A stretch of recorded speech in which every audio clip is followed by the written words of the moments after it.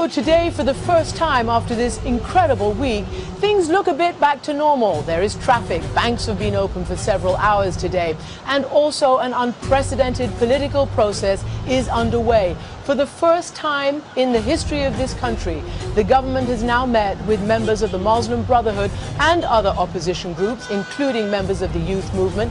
But the Muslim Brotherhood is banned here, and yet the powerful Vice President Omar Suleiman has now been meeting with them.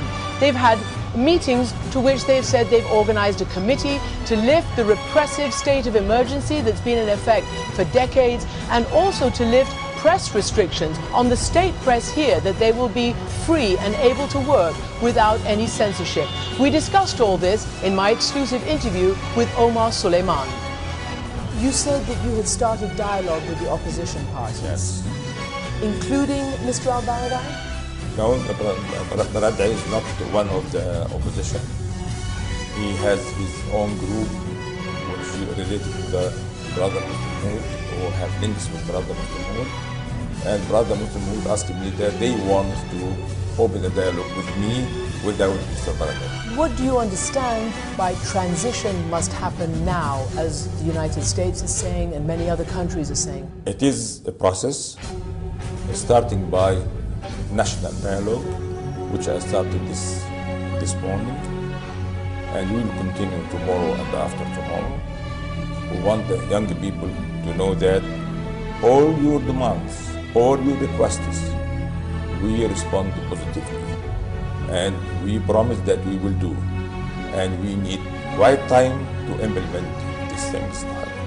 What is your fear if President Mubarak was to say, I've had enough? He told me that he's had enough, 62 years of public service, and he wants to go, but not quite yet. What are the concerns? Why wouldn't he not go now? We don't want chaos in our country. If President Mubarak would say that I'm leaving now, who will take over? In the Constitution, that means the Speaker will take over. I think with this atmosphere, that means the other people who have their own agenda will make instability in our country. Will you present yourself as a candidate for president? No. According to this constitution, I cannot. I am not from any party. I'm not belonging to any party or to any group, which I cannot be candidate as a constitution. If it was possible, would you run for president? I don't think so. Why? Well, I'm getting old now. I did a lot for the country, and I have no interest to be president of this country. When the president asked me to be vice president, I accepted directly just to help the president in this critical time.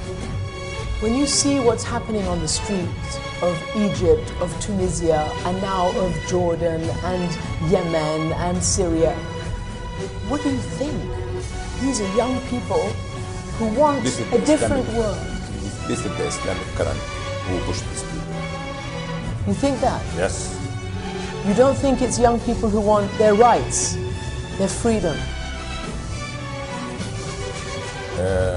I don't think that's only from the young people. Others are pushing them to do that. In many parts of the Arab world, there's been no democracy.